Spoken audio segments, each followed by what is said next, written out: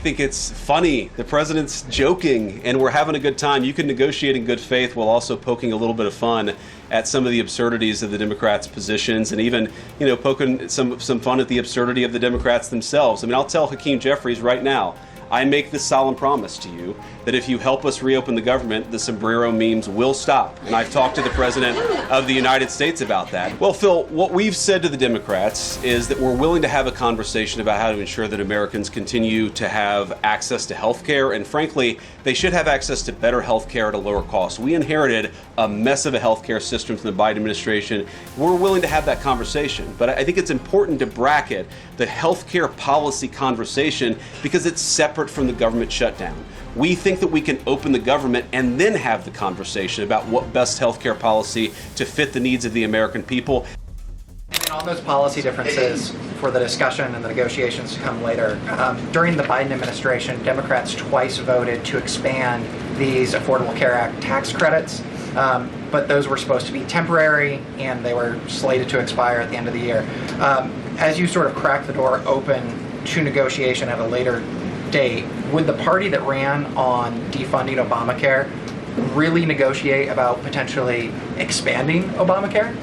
Well, Phil, what we've said to the Democrats is that we're willing to have a conversation about how to ensure that Americans continue to have access to health care. And frankly, they should have access to better health care at a lower cost. We inherited a mess of a health care system from the Biden administration. It's why the president has worked so hard on the most favored nation status for prescription drugs. It's why we care so much about lowering the cost of prescriptions and why we're doing everything else. We're willing to have that conversation. But I think it's important to bracket the health care policy conversation because it's separate from the government shutdown. We think that we can open the government and then have the conversation about what best healthcare policy to fit the needs of the American people. That's all we're trying to do. That's all we're trying to accomplish. We've got to reopen the government first. Now, Caroline, I don't know how you do this, how you actually choose people, because I don't know 90% of the names in here. Is it just who's the best dressed? Okay, I really like your shirt. Go ahead.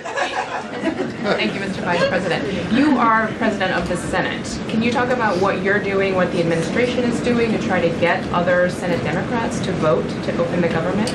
Yeah, we're talking to a number of our colleagues, Democratic and Republican, in the Senate. I talked to a number of them last night. The president, of course, is talking to them as well. I think there really are two categories of demands that I've seen privately from congressional Democrats.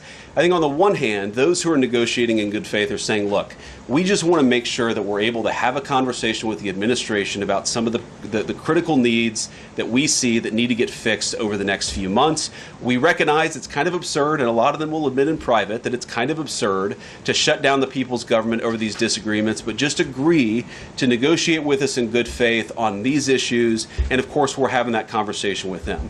Then there's another category, people who say, give us everything we want or we're going to keep the government shut down. We just write those people off because they're not negotiating in good faith. And frankly, we don't need them. We've already got 3 more Democrats last night than I thought we would get. And I think it's because they recognize the illogic of the position of taking the entire American economy hostage because they don't get their policy priorities. So 3 moderate Democrats joined 52 Republicans last night. We need 5 more in order to reopen the government. And that's really where we're going to focus, is how to get those 5 additional Democrats. Thanks, Mr. Vice President. First 2 questions. Are there plans to meet Democratic leaders again in the coming days, or are you planning on plucking off senators one by one? So that's the whole question? No, I got a second question. Okay, go ahead and ask the second question. So the president's been posting some images of Leader Jeffries and Senator Schumer I saw. recently.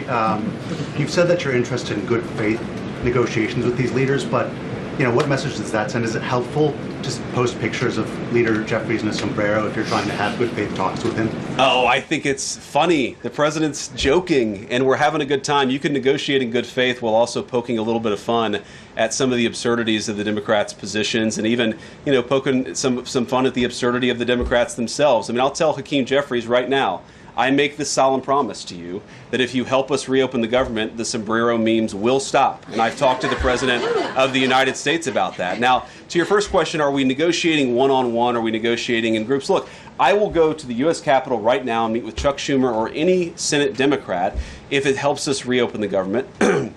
Most of the conversations, in my experience at least, have been one-off. We're also, of course, relying on some of our Senate Republican colleagues who have good relationships across the aisle. We're going to do whatever we have to do is the answer. And I think it's tough to predict what shape this negotiation is going to take over the next few months. But I feel good about the fact that Democrats already realize privately the fundamental irrationality of their position. I hope that they're going to publicly acknowledge it and reopen the government.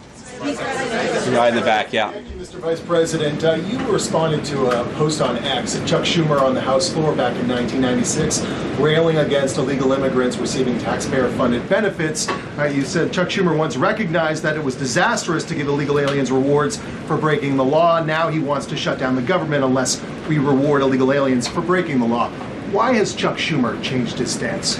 You know, that's a good question. Actually, it's a very tough question. Asking me to get in the head of Chuck Schumer is not a place I particularly want to be, but my basic read on it is that the entire Democratic Party, the political leadership, not every Democrat nationwide, but the political leadership of their party has got it into their heads that the only way to be compassionate is to be compassionate to illegal aliens rather than American citizens. If you go back to what Bill Clinton was saying, even Barack Obama in some cases, what he was saying about illegal immigration 10, 15, 20 years ago, you would put them on the MAGA right based purely on their rhetoric around illegal immigration. So I don't know why they've gone so far to the left. I think it's bad for the country. I think it's bad for them politically. But our principle, all I can do is speak for the president that I serve and the country, the administration that I serve right now. We believe that the American people's government exists for the American people. That means the people who have the legal right to be here, and that's why we're fighting to reopen the government. And unfortunately, the Democrats are fighting to shut it down for the benefit of illegal aliens. And I'll take a couple more, and then I'll let Caroline. I'll go back to my day job so Caroline can go back to hers. All right. Yes. Thank you, Mr. Vice President. Just going back to the sombrero, you said that the president is joking, but Hakeem Jeffries says that these memes were racist. What's your response to that? And just if I may briefly go off topic, Secretary Hegseth yesterday made an edict about no more beardos in the military. Just wondered what. Sorry, what did he say? No more beardos. Beards. Oh, sorry, that's my accent. Just wondered your response to that. I didn't see that particular comment. I thought Pete gave a hell of a speech, and a speech that really is just oriented around returning the American military to the very high standards that it has had for virtually its entire history until Joe Biden came along and decided to lower standards. I think it was bad for our military, and it was bad for our troops. When I was a young United States Marine, I did not have a beard. I am now the vice president, so I get to do what I want to do.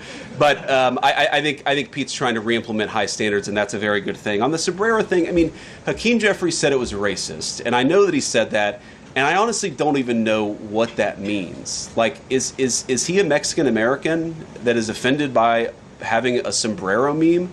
I mean, I saw one of the major TV stations put the meme up and then say, this is AI generated.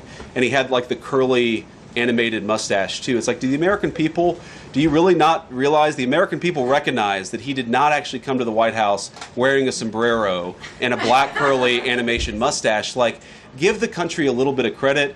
We're all trying to do a very important job for the American people. The President of the United States likes to have a little bit of fun when he's doing it, and I think that's okay. I'll take one more question. Mr. Vice President, in every previous shutdown, workers have been furloughed, not laid off. So why does the president want to fire some workers and not just furlough them? Why is this shutdown any different? Well, first of all, we haven't made any final decisions about what we're going to do with certain workers. What we're saying is that we might have to take extraordinary steps, especially the longer this goes on. We're going to have to take extraordinary measures to ensure the people's government operates, again, not perfectly, because it's not going to operate perfectly in the midst of a shutdown, but operate as well as it possibly can. And I think that the Democrats, if they're so worried about the effect this is having on the American people, and they should be, what they should do is reopen the government, not complain about how we respond to the fact that Chuck Schumer and the Democrats have shut down the government in the first place. Thank you all.